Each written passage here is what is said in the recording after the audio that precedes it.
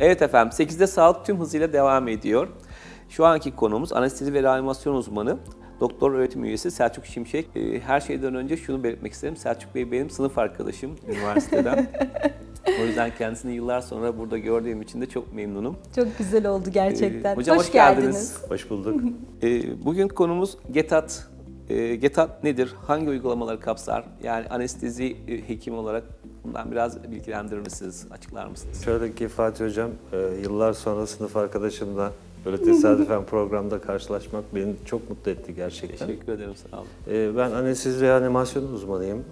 Ağır bir, yorucu bir meslek grubunda uzun yıllar çalıştıktan sonra hayatın akışı beni geleneksel tıpla tanıştırdı. Bu alana ilgi duymaya başladım. GETAT aslında geleneksel ve tamamlayıcı tıp uygulamalarının kısaltılmış halidir. Son zamanlarda Sağlık Bakanlığı bir değişiklik daha yaptı bu uygulamalarda. Geleneksel tamamlayıcı ve fonksiyonel tıp uygulamaları diye fonksiyonel tıbbı da bu çatının altına topladı. Bu geleneksel tıp uygulamalarında neler var? Benim de ilgilendiğim fitoterapi, aromaterapi, kupaterapi, larva, müzik, ondan sonra ozon terapi gibi alt dalları mevcut.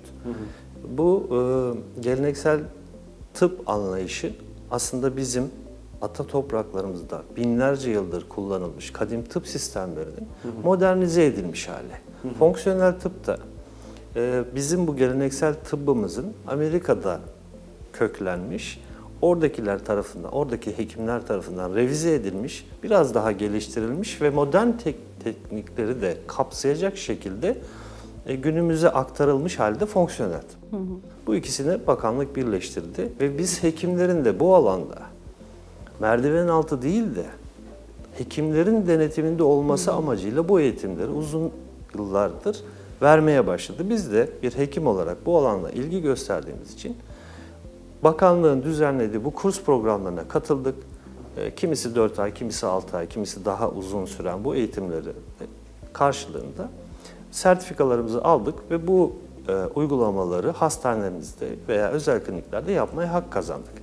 Sonuç olarak GETAT uygulamalarını yapan kişiler şu anda hekimlerdir. Yani tıp fakültesini bitirmiş doktorlar tarafından yapılan işlemlerdir bunlar. Hocam peki biraz önce dediniz ki fitoterapi, aromaterapi, birçok şeyi saydınız. Ama şu anda en çok piyasada konuşulan ve sosyal medyada baktığımızda da en çok karşımıza çıkan fitoterapi ile aromaterapi. Evet, bence doğru. Seyircilerimiz de bununla ilgili birazcık bu engin deneyimlerinizden bahsetseniz nedir fitoterapi ve aromaterapi? Şimdi şöyle, tabii ki en günümüzde popüler uygulama bitkisel tedavi. Fitoterapi demek aslında kelime anlamı olarak Yunanca, Latinceden gelen bir şey bu. Fiton, bitki, terapide tedavi etmek anlamında. Aslında kadim Türkçemize geri dönersek bunun karşılığı otacıdır. Otla tedavi etmek. Yani bildiğiniz bütün bitkilere kadim Türkler ot demişler. Bununla tedavi eden kişiler de otacı demişler. Aslında ben fitoterapiden ziyade otacılığı daha çok bize yakın görüyorum. Dolayısıyla bitkilerin, tıbbi bitkilerin tedavi edici özellikleri var. Nedir bunlar? Kimisinin kök, kimisinin kabuk, kimisinin çiçek gibi kısımlarında bitkilerin salgıladıkları bir takım maddeler var içinde ihtiva ettikleri. Bu maddeler bitkinin çeşitli dış etmenlerden, doğa koşullarından ya da bakteri, virüs gibi etmenlerden bitkiyi koruyan maddeler bunlar aslında. Fitoterapide de ne yapıyoruz? Bunların etken maddelerini modern fitoterapide ekstraksiyonla içinden alıyorlar.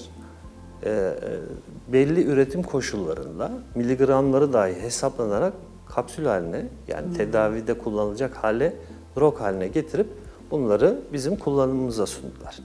Yani bunlar bitkilerin kendini koruması ya da neslini sürdürmesi için bitkiye böcek, sinek, arı gibi çoğalması için, döllenme için bu varlıkları çekmek için salgıladığı bu maddeler bizler için de insanlar içerisinde tedavi edici özelliği olan kimyasal maddeler aslında.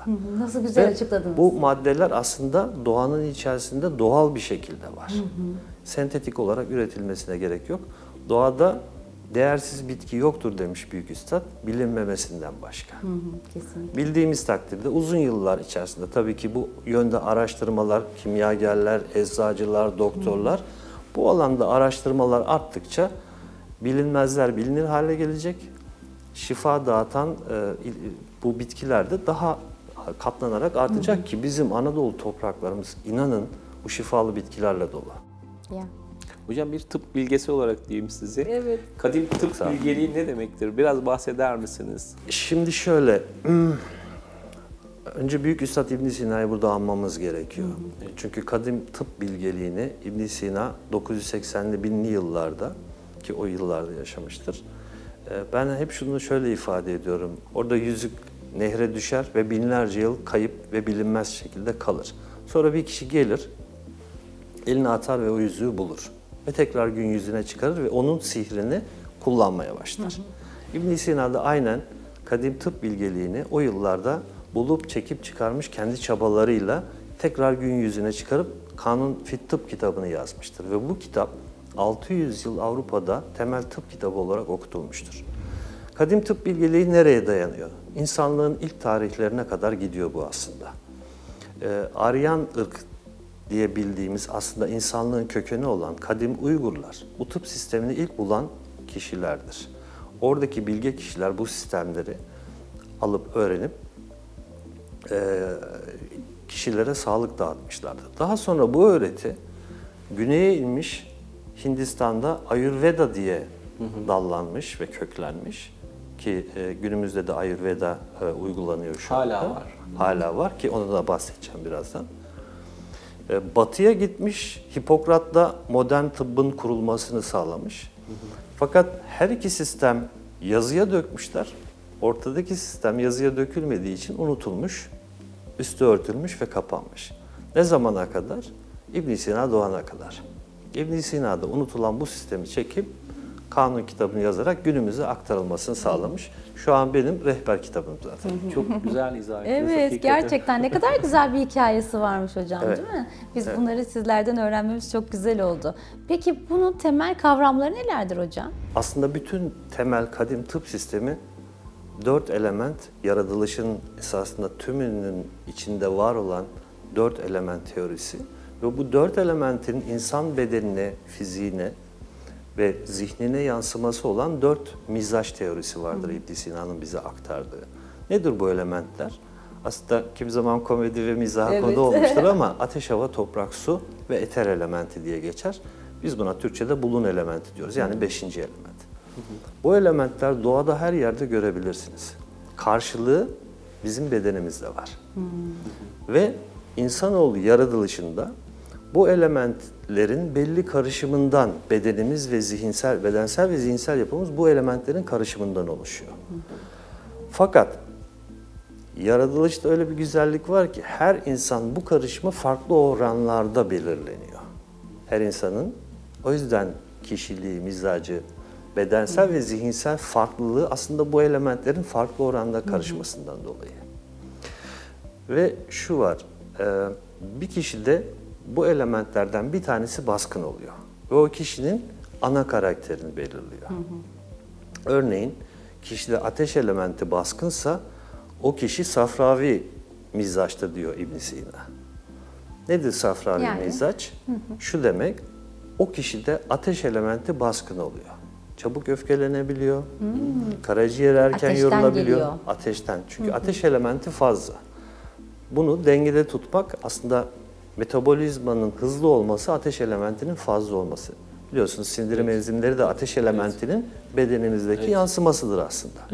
Bu kişiler eğer dengesiz konuma geçerlerse, ateş elementini dengede tutacak değil de artıracak, agreve edecek Alevlendirirse. besinlerle beslenirlerse, örnek söylüyorum, acı, ekşi ve tuzlu tatlarla beslenirlerse, bunları yaşamlarında çokça kullanırlarsa ateş elementi artmaya başlayacak. Belli bir süre vücut bunu tolere eder. Genç, dinamik, kontrol edebiliyor, detoksifikasyonunu yapabiliyor. Fakat belli bir süre sonra bunu artık gideremez hale gelince bedende hastalıklar ortaya çıkmaya başlar. Nedir? En basitinden gastrit olmaya başlar.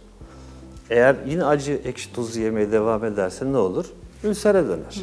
Sonra tansiyonu çıkmaya başlar. Sonra karaciğer yorulur. Karaciğer yorulunca kolesterol artmaya başlar. Kolesterol artınca kalp damarları bozulmaya başlar. Bu böyle bir kısır döngü.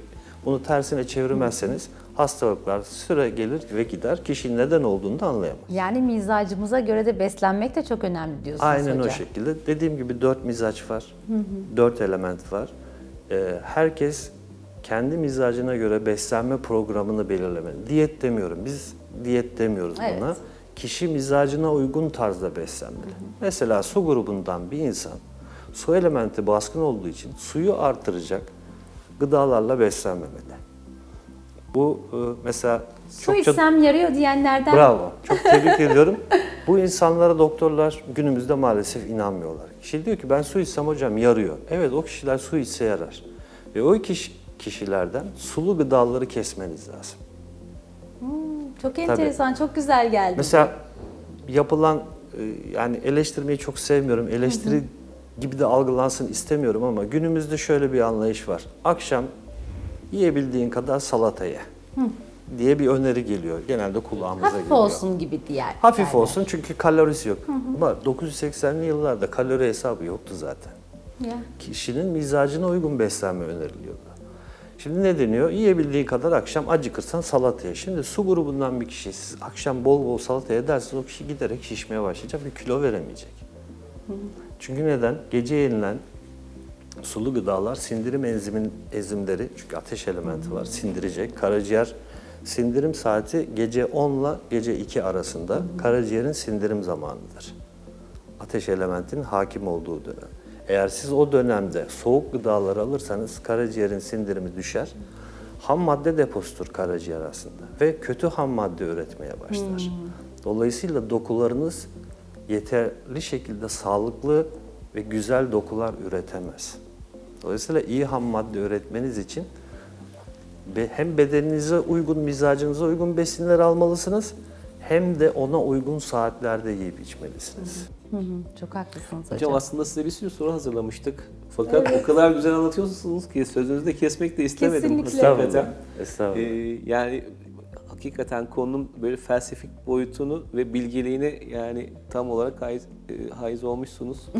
Çok memnun oldum hakikaten. Evet, ben de. Çok güzel teşekkürler. bir Çok güzel programdı bilgilerdi. ve çok güzel bir konudan bahsettiniz. Uzun zamandan beri merak ettiğimiz aslında çok önemli konulara değindiniz. Verdiğiniz bilgiler için çok teşekkür ederiz.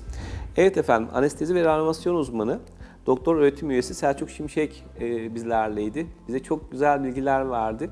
Umarım programımıza tekrar konuk olur. Çünkü çok önemli konulardan bahsediyor. Programımız kaldığımız yerden devam ediyor.